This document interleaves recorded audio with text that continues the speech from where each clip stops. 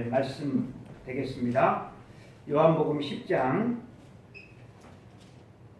1절로 5절까지 다 함께 합독하시겠습니다. 시작. 내가 진실로 진실로 너희에게 이르노니 문을 통하여 양의 무리에 들어가지 아니하고 다른 데로 넘어가는 자는 절도며 강도요 문으로 들어가는 이는 양의 목자라. 문지기는 그를 위하여 문을 열고 양은 그의 음성을 듣나니 그가 자기 양의 이름을 각각 불러 인도하여 내느니라. 자기 양을 다 내어놓은 후에 앞서가면 양들이 그의 음성을 아는 고로 따라오되 타인의 음성은 알지 못하는 고로 타인을 따르지 아니하고 도리어 도망하느니라.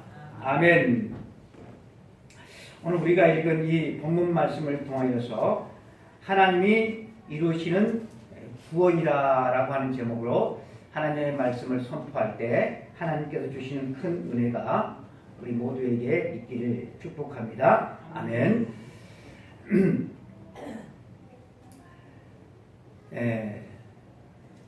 우리들은 정상인이지만 집사님 문 좀 닫아주세요.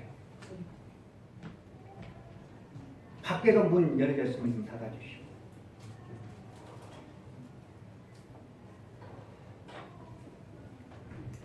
우리들은 정상이지만 이 땅에 살아가면서 신체의 장애를 가졌든 또 정신적인 장애를 가졌든 장애인들이 참으로 많이 있습니다. 가까이에는 우리들의 그죠? 가족, 또 일가 친척,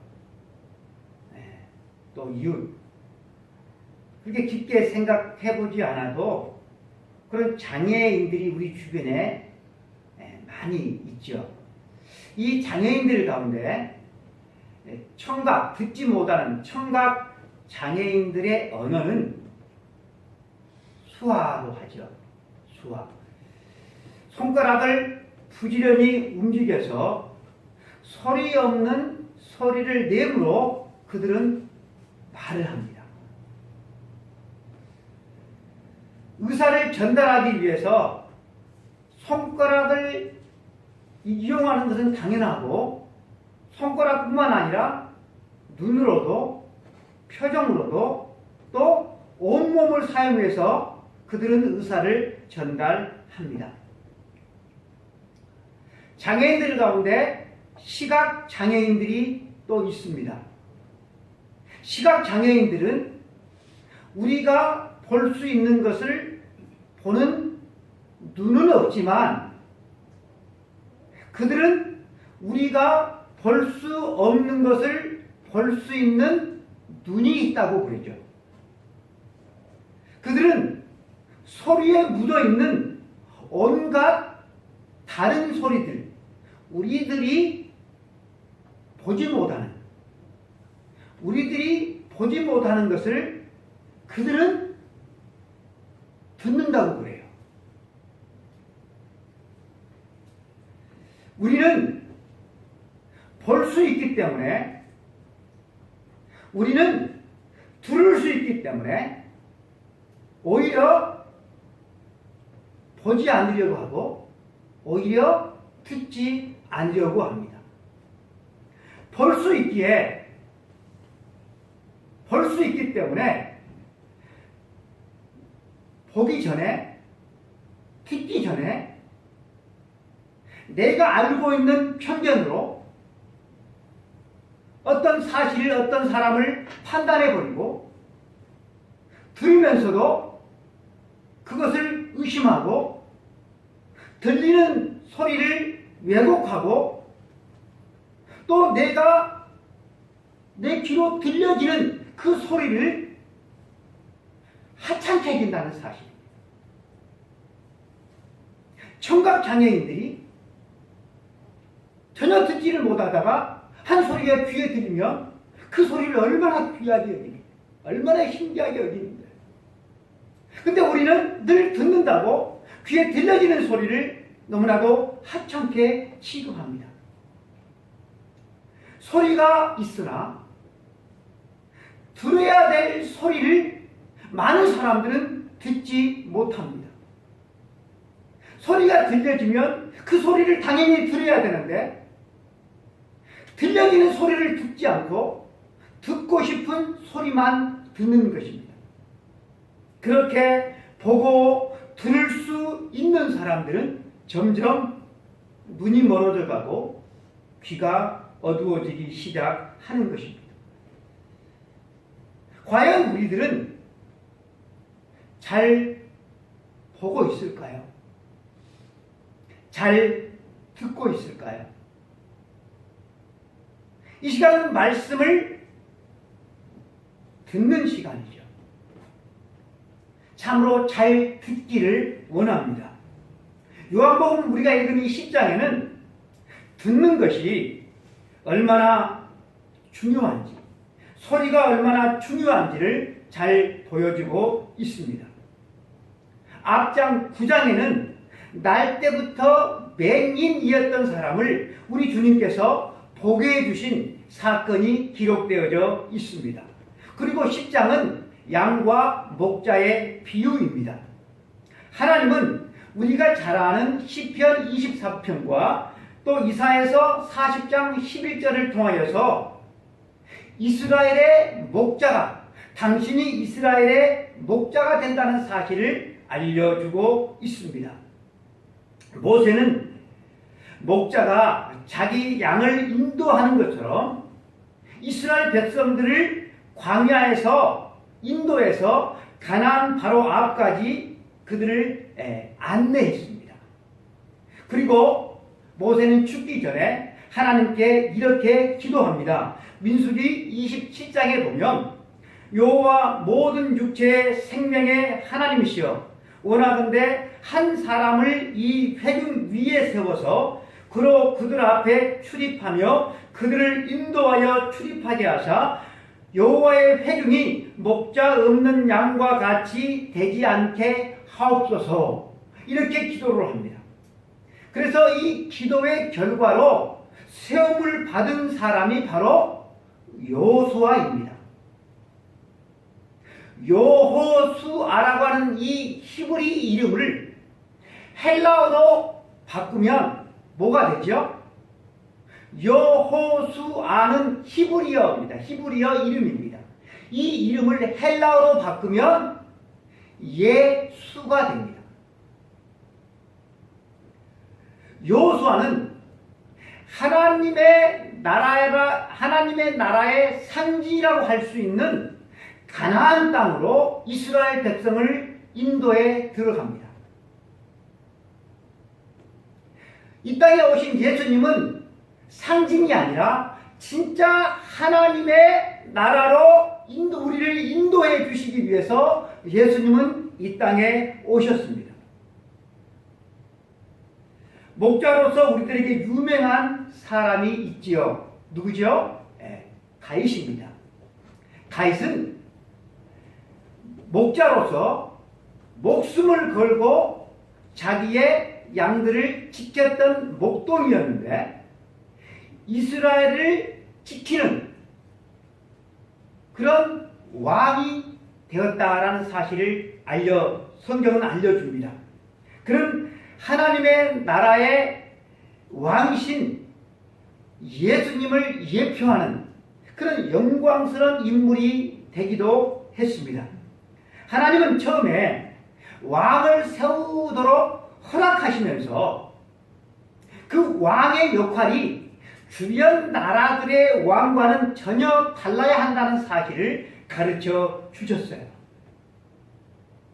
약한 자들을 학대하고 군림하는 그런 왕이 아니라 하나님을 대신해서 청지기로 충실해야 됨을 하나님은 강력하게 가르쳐 주셨어요. 하지만 이스라엘의 모든 왕 가운데서 이 역할을 제대로 잘 감당해낸 왕은 없습니다. 심지어 다윗 왕마저도 예수님의 예표라고 할 수 있는 다윗 왕마저도 자기 이 역정을 이기지를 못해서 권력을 이용해서 충신인 우리야를 죽이고 그의 아내를 강탈했던 사람이 바로 다윗 왕이지 않습니까? 하지만 여러분, 예수님은 다르지요. 예수님은 당신의 백성들을 구원하시기 위해서 하늘 영광 보좌를 다 버리시고 이 땅에 오셔서 당신의 피와 살과 생명까지 아낌없이 다 내어주신 분이 우리 주님 예수 그리스도이십니다. 요한복음 9장에서 나면서부터 소경되었던 사람은 예수님의 말씀을 듣고 반응을 합니다. 그런데 본다고 하는 종교 지도자들인 바리새인들이나 제사장들은 예수님의 말씀을 듣지만 그들은 듣지 않고 하나님의 말씀을 전하는 예수님을 죽이려고 했습니다. 9장에 하나님의 말씀을 듣는 장애인과 장애인이 아닌 사람이지만 말씀을 듣지 않는 두 부류가 나오고 10장에도 두 부류가 나옵니다. 강도와 절도 한 부류와 그리고 양의 목자라고 하는 것입니다. 예수님은 절도와 강도를 양의 문을 통하여서 양의 문, 우리가 있는데 그 문을 통하여 들어가지 아니하고 다른 데로 넘어가는 사람이 바로 이 강도하고 절도다라고 말씀을 하고, 반대로 양의 목자는 우리로 들어가는 이로 말씀을 하고 있습니다. 여러분, 이 말씀은 우리가 2000년 전 고대 이스라엘의 어떤 그런 문화를 알면 이해하는 데 도움이 될 수가 있을 것입니다. 목자들은 많은 양들을 이끌고 풀이 있는 곳으로 가죠. 주로 산이겠죠, 산. 그러다가 해가 떨어져요. 그러면 그 많은 양들을 이끌고 다시 동네로 들어올 수가 없는 거예요. 그래서 여러 목자들이 임시 방편으로 그곳에다가 나무로 우리를 짓습니다. 우리를. 그러니까 한 우리 안에 많은 목자들의 양이 다 들어가 있는 것이죠. 그리고 우리의 문을, 입구를 하나를 만들어 놓고 지키는 문지기를 돈을 사서 씁니다. 그래서 밤새 내내 도둑이나 강도들이 들어오지 못하도록 지킬 뿐만 아니라 임시 방편으로 이 우리를 지었기 때문에 낮아요. 그래서 이리떼들이 들어와가지고 이 양들을 훔쳐갈 수가 있어요. 잡아먹을 수가 있기 때문에 지키고 있다가 양들이 우는 소리가 들리면 뭐가 들어왔구나. 그래서 그것을 감지하고 이리떼들을 쫓아내는 역할을 했던 사람들이 바로 문지기입니다. 우리의 들어가는 문은 단 하나입니다. 그러니 문지기의 허락을 받고 문으로 들어가지 않는 이들, 문지기의 허락을 받아서 문으로 들어가지 않는 이들은 양의 목자도 아니고 양들의 주인도 아니고, 그들은 누구라고 하는 것입니까? 양을 몰래 훔치려고 하는 강도나 아니면 절도일 수밖에 없습니다. 그러나 목자는 떳떳하게 문지기에게 문을 열어달라고 해서 그 문으로 들어가는 것이죠. 3절과 5절 말씀 성경을 펴고 계신 분들은 함께 한번 읽어보겠습니다. 3절로 5절입니다. 문지기는 그를 위하여 문을 열고 양은 그의 음성을 듣나니 그가 자기 양의 이름을 각각 불러 인도하여 내느니라. 자기 양을 다 내어놓은 후에 앞서가며 양들이 그의 음성을 아는 고로 따라오되 타인의 음성은 알지 못하는 거로 타인을 따르지 아니하고 도리어 도망하느니라. 양의 입장에서 보면 어떤 목자를 선택하느냐 이 문제가 아니라 양의 입장에서 보면 내 목자를 아느냐 모르느냐가 관건입니다. 우리는 일반적으로 구원을 얻는다, 내가 구원을 받는다, 어떻게 이해를 하고 있는가 하면 하나님께서 예수님을 이 땅에 보내주셨는데 예수님이 십자가에서 우리의 죄를 다 대속해 주셨고 그 예수님을 누구든지 믿기만 하면 구원을 얻는다, 이렇게 우리는 이해를 하고 있어요. 틀린 것은 아니죠. 그런데 구원에 관해서 우리가 이렇게 이해를 하고 있을 때 누구든지 믿는 자를 구원하여 주시기로 하나님께서 했다라고 말할 때 문제가 되는 것이 딱 하나가 있어요. 그것이 뭔가 하면 구원의 궁극적인 운명을 누가 쥐고 있는 것입니까?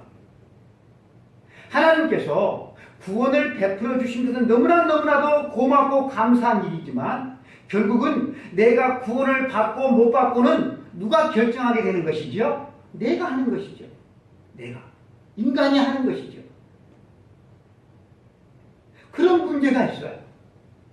성경이 구원을 말할 때 우리가 잘 아는 말씀이 하나 있는데 주 예수를 믿으라 그리하면 너와 내 집이 구원을 얻으리라. 이렇게 단순하게 말씀을 하고 있지만 성경이 전체적으로 구원을 얘기할 때 참으로 깊다라는 사실이죠. 그래서 오늘 설교의 제목이 하나님이 이루시는 구원이다라고 하는 제목입니다. 본문에 목자는 자기 양을 알아요. 그리고 자기 양도 누구를 알아요? 자기 목자를 알아요. 그런데 구원이라고 하는 것은 하나님께서 자기 양, 자기 백성을 찾아오신 것이래요. 구원이란 자기 양, 자기 백성을 찾아오신 것이에요. 그리고 자기 양, 자기 백성 중에서 하나도 잃지 않는 것이라고 말씀을 하고 있어요. 자기 백성 아닌 자들에게는 하나님이 찾아오지도 않고 또 자기 백성 아닌 사람은 하나님을 알아보지도 못한다고 그렇게 말씀을 하고 있습니다. 당연히 하나님의 백성이라고 한다면 하나님께서 보내신 목자의 음성을 당연히 알아듣겠죠.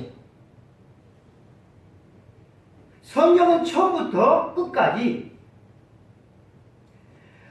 하나님께서 자기 백성을 찾아오시고 자기 백성을 죄에서 구원하여서 하나님의 자녀로 만드시겠다고 하는 것이고 결국은 이 하나님의 뜻대로 이루실 것이라고 말씀을 하고 있습니다. 요한복음 6장 37절 이하에서 이렇게 말씀을 합니다. 아버지께서 내게 주시는 자는 다 내게로 올 것이요 내게 오는 자는 내가 결코 내쫓지 아니하리라. 내가 하늘에서 내려온 것은 내 뜻을 행하려 함이 아니요 나를 보내신 이의 뜻을 행하려 함이니라. 나를 보내신 이의 뜻은 내게 주신 자 중에서 내가 하나도 잃어버리지 아니하고 마지막 날에 다시 살리는 이것이니라. 하나님께서 구원을 모두에게 공평하게 제시하셨는데 누구는 믿었고 누구는 안 믿었다라고 하는 생각은 구원을 한쪽으로만 보는 것이 되는 것입니다. 오늘 이렇게 제가 읽은 요한복음 6장 말씀에 예수님께서 아버지께서 내게 주신 자를 하나도 놓지 않기 위해서 왔다라고 말씀을 해요.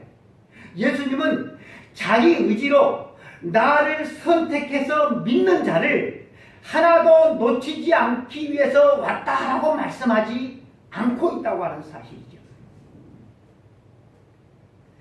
우리가 가장 쉽게 속는 것이 우리의 구원의 최종 결정자, 우리의 운명의 최종 결정자가 나라고 하는 거예요. 결국 나라고 하는 거예요. 이게 아니다라고 하는 것이죠. 성경은 끊임없이 창세기부터 요한계시록에 이르기까지 세상을 지으신 분이 하나님이시고 우리를 지으신 분도 하나님이시고 그가 세상을 창조하시고 우리를 창조하실 때 계획을 가지고 창조하셨고 그리고 그 하나님의 계획은 절대로 실패가 없다. 이것을 성경은 계속해서 강조하고 있다는 사실이죠. 그래서 하나님은 그 하나님의 계획, 하나님의 약속을 따라서 예수님을 이 땅에 보내주셨고 그 계획을 따라서 예수님은 십자가에서 죽으셨고 그 계획을 따라서 예수님은 3일 만에 부활하셔서 하나님 우편에 오르셨고 하나님의 계획을 따라서 하나님의 백성들을 하나님은 불러서 예수 그리스도를 믿게 하심으로 하나님의 나라를 확장해 나가시고 때가 되면 하나님의 계획을 따라서 이 세상을 심판할 것입니다. 말씀하고 있어요. 이것이 기독교의 핵심입니다. 그런데 우리가 가지고 있는 구원과 기독교에 대한 지식은 너무나도 얄팍하고 또 기복주의적이다라고 하는 것입니다. 성경이 우리들에게 말해주고 있는 것은 우리가 이 땅에서 살다가 죽으면 천국이나 지옥이 있는데 예수님을 믿어 죄 용서함을 받는 사람은 지옥 가지 아니하고 천국 간다라고 하는 정도가 아니에요. 구원은 홍수에 의해서 진흙탕물에 막 사람들이 너나너나 막 휩쓸려 가는데 하나님께서 그들을 불쌍히 여겨주셔서 그들에게 밧줄을 탁 던졌어요. 그러면서 하시는 말씀이 누구든지 이 밧줄을 붙잡기만 해봐라. 내가 구원해 주마. 이런 식이 결코 아니다라고 하는 것입니다. 구원은 하나님께서 예정하신 하나님의 백성들을 하나님께서 구원하시는 것이고 구원받은 하나님의 백성이 하나님 앞에 내 생명보다도 하나님을 더 귀히 여기며 하나님을 기쁘게 하고 하나님께 영광 돌리며 따르겠습니다 라고 하는 이 고백을 자발적으로 우리로부터 받아내는 것, 이것이 하나님께서 말씀하시는 구원이다 라고 하는 것입니다. 하나님이 타락한 우리를 구원하신 방법이 십자가를 통한 방법이었습니다. 이 방법이 우리를 구원을 하는 데 있어서 이게 도대체 최고의 방법인가?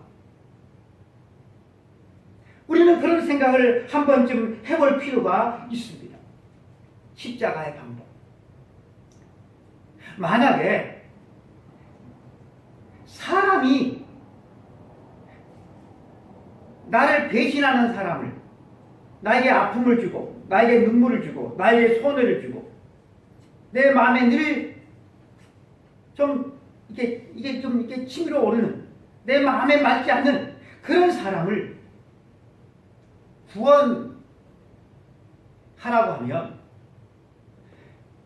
구원할 마음이 우리 가운데 과연 얼마나 될까? 그리고 그 방법이 과연 당신을 죽이는 방법일까? 사람들은 떼돈을 벌 수 있는 정보를 알게 되면 그 정보를 가지고 뭐 하죠? 이거 계속 뉴스에 나오잖아요. 고급 정보가 있어요. 떼돈을 쉽게 벌 수 있어요. 그러면 양심에 거리끼든 그것이 불법이든 합니다. 그것이 인간이죠. 안 할 사람이 있을까요? 과연 안 할 사람이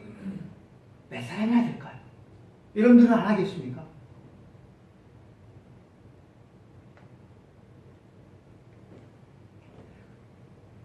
인간은 나를 배신하고 떠난 사람을 구원하는 마음 자체가 없어요. 그리고 굳이 구원하라고 한다면 무슨 방법을 쓰죠? 말을 안 듣잖아, 인간은. 말을 안 들으니까 겁을 주는 거예요. 윽박 질러가지고 따라오도록 하는 거예요. 이 방법을 기가 막히게 잘 쓰는 사람이 있어요. 누구죠? 사단 마귀입니다. 우리 인간의 심성을 그대로 이렇게 우리는 그렇게 따라가는 거예요. 그렇게 따라가는 거예요. 무당이었던 사람이 하나님의 은혜로 구원을 받아서 간증을 하는 그 간증을 제가 참 많이 들었는데요. 공통점 하나가 뭔가 하면 어쩔 수 없이 무당이 된 거예요. 무당이 되었더니 자기를 종 삼아가지고 얼마나 힘들게 하는지 모르는 거예요. 저는 이 무당의 간증을 듣기 전에는 그런 줄 몰랐어요. 무당이 되고 싶어서 무당 된 사람이 없어요. 신내림을 받지 않으면 그냥 가족을 다 그냥 몰살하겠다고, 이 땅에서 편히 못 살게 하겠다고 그렇게 윽박 지르니까 할 수 없이 신내림을 받아.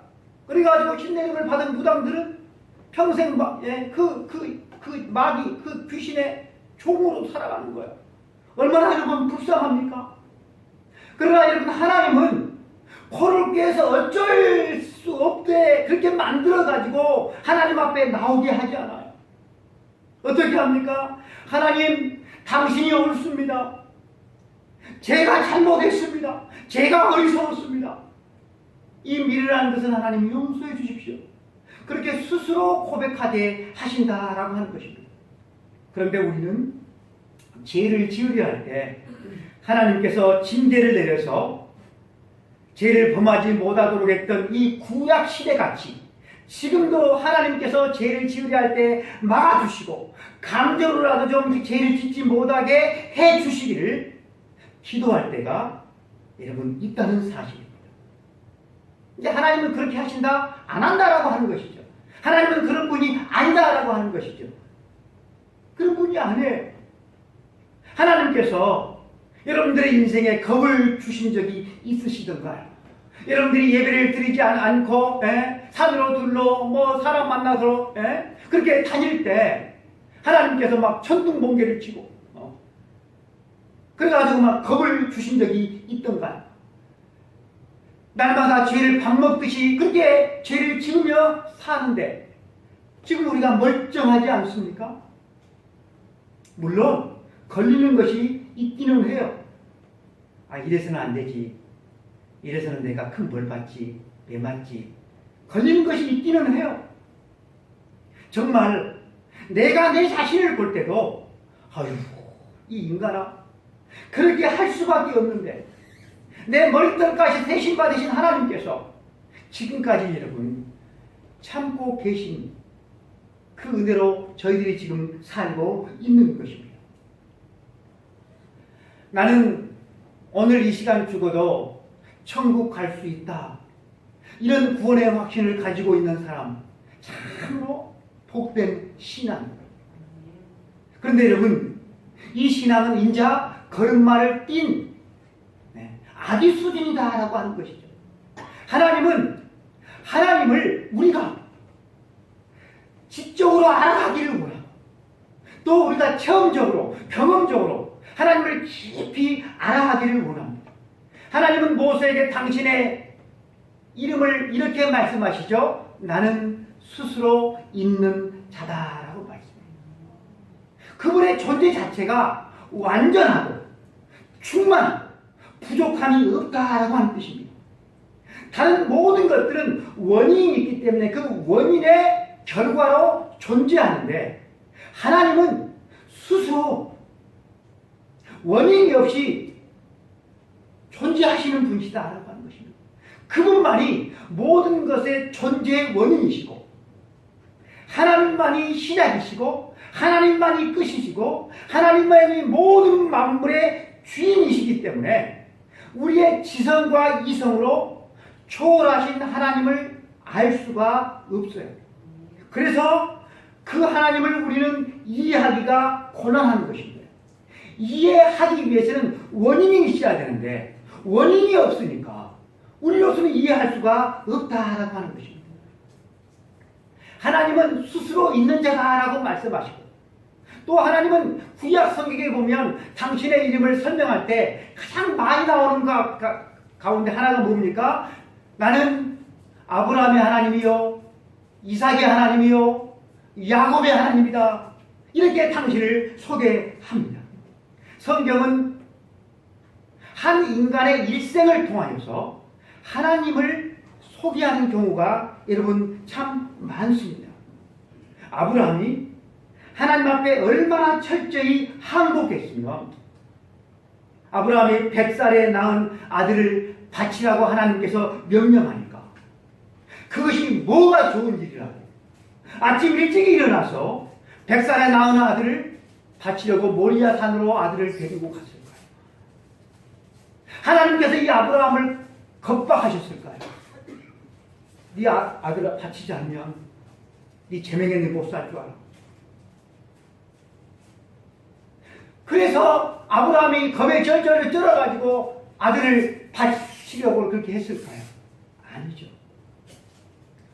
하나님은 당신을 소개할 때 나는 아브라함의 하나님이요 라고 소개를 합니다. 그 뜻이 무엇입니까? 나와 평생을 동행했던 이 아브라함은 그 아들을 이삭을 바치라 하자 두말하지 않고 바치려고 했다라고 하는 것이에요.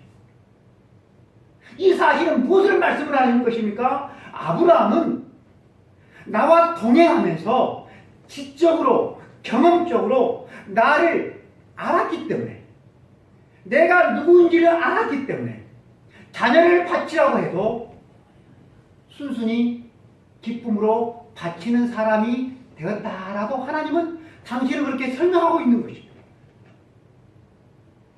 하나님은 나는 야곱의 하나님이다라고 말씀을 하십니다.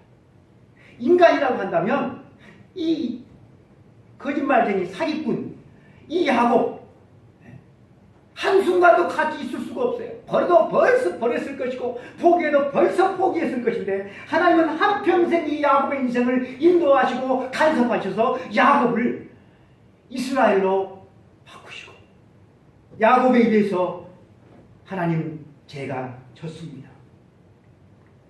하나님께 항복합니다.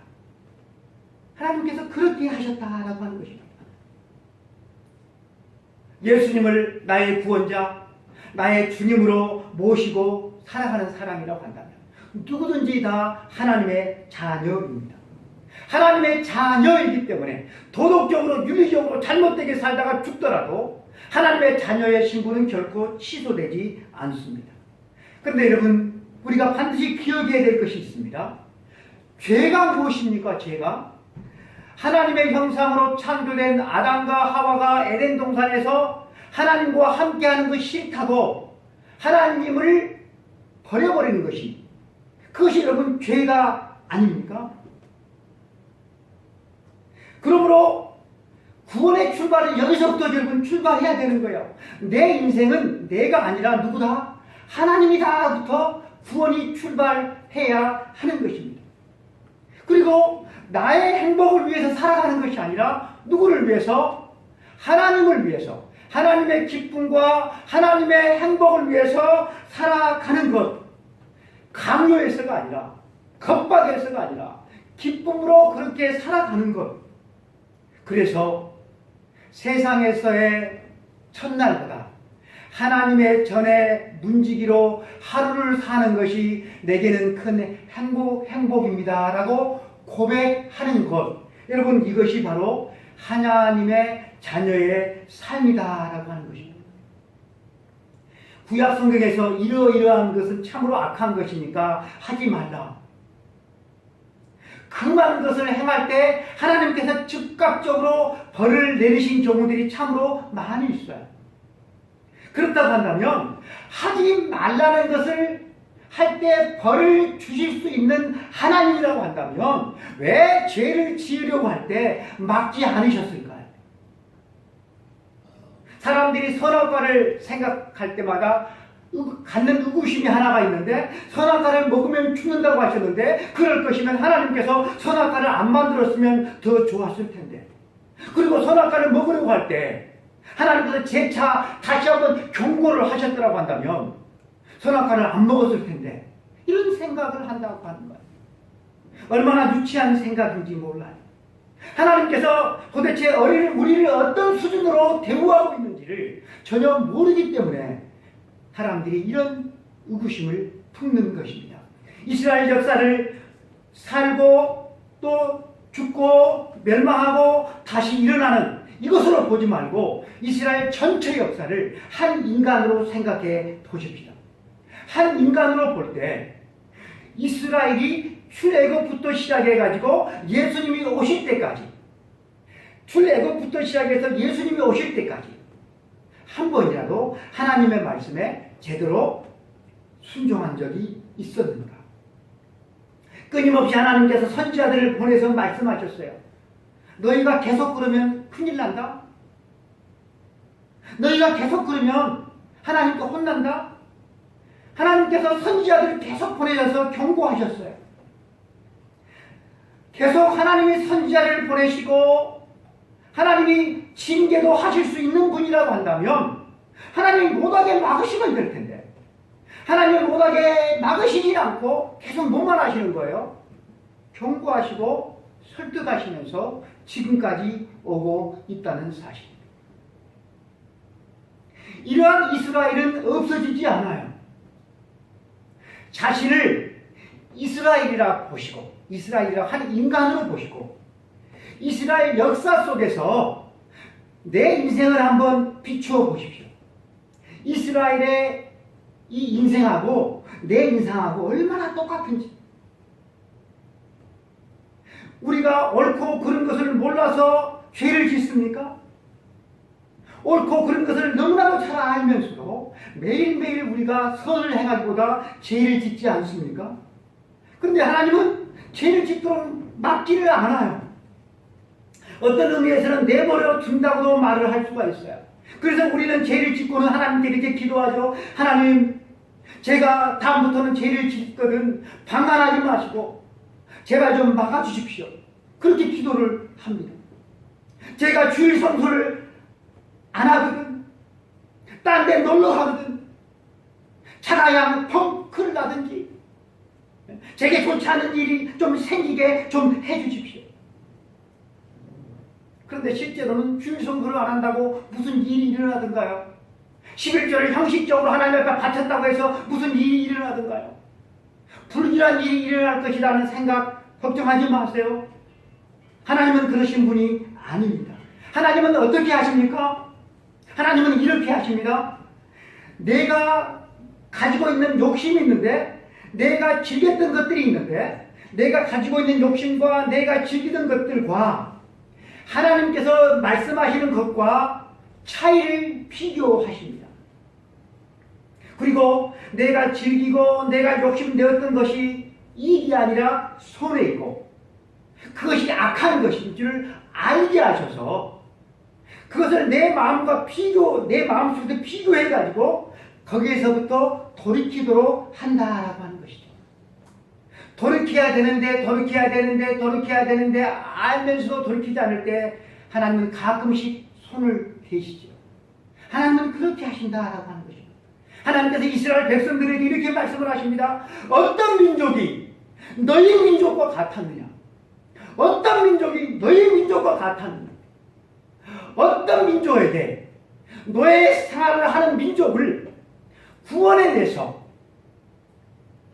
불기둥으로 인도하고 구름기둥으로 인도하고 하늘에서 만나를 내리고 하늘에서 메추라기를 내리고 반석에서 물을 내서 너희를 구원하고 강을 갈라서 너희를 구원하고 그러한 민족이 너희 말고 또 누가 있느냐? 그러니 제발 악한 길, 배역한 길, 불순종의 길로 가지 말아라 라고 하나님은 이스라엘 백성들에게 경고하셨어요. 그런데 여러분, 이스라엘 백성들이 어떻게 하죠? 우리가 성경 민수기, 신명기, 여호수아, 사사기 또 역대기를 보면 알 수 있어요. 특별히 사사기를 보면 이스라엘 백성이 한 번도 순종한 적이 없었대요. 그런데 우리 인생은 안 그렇느냐라고 하는 것이, 하나님께서 우리가 이 고달픈 인생을 살게 하신 이유, 단 하나의 이유 때문입니다. 예수님을 믿으면서도 구원을 받았음에도 불구하고 천국 갈 것을 확보해 놓았음에도 불구하고 하나님 앞에 전심으로 항복되어 있지 않기 때문에 그래요. 구원받은 자로서의 삶을 살아가고 있지 않기 때문에 그래요. 계속해서 우리가 이렇게 산다고 한다면 우리의 삶은 고달플 수밖에 없을 것이고 나중에 하나님 앞에서 진짜로 개털 모자 쓰게 될 것입니다. 말씀을 맺습니다. 예수님을 믿습니까? 예, 잘하신 분입니다. 하나님께서는 여러분들이 믿음을 성장시켜서 세상에 그 어떤 것을 소유한 것보다도 하나님을 소유하는 것이 제일 큰 기쁨이고 하나님의 은혜 안에서 살아가는 것이 제일 큰 보람이고 무엇보다도 하나님의 자녀로 살아가는 것이 제일 큰 행복이고 하나님을 예비하고 하나님의 뜻을 준행하며 살아가는 것이 삶의 큰 보람이고 기쁨이고 재산이고 자랑이 되는 그러한 하나님의 구원받은 자녀로서의 삶을 우리 모두가 살아갈 수 있기를 축복합니다. 기도하겠습니다. 하나님 아버지,